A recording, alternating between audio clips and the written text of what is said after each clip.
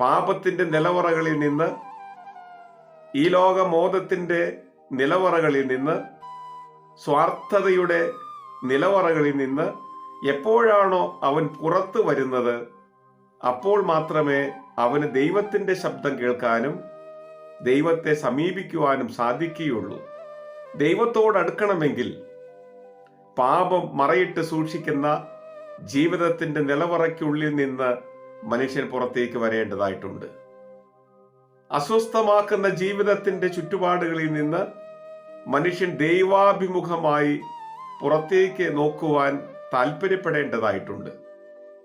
അതുകൊണ്ട് ദൈവത്തെ അറിയുന്നില്ല, ദൈവശബ്ദം കേൾക്കുന്നില്ല, ദൈവികമായി ഉന്നതി പ്രാപിക്കാൻ കഴിയുന്നില്ല എന്നൊക്കെ പരാതി പറയുന്നവർ ആദ്യമേ ചെയ്യേണ്ടത് ജീവിതത്തിൻ്റെ രഹസ്യമായ നിലവറ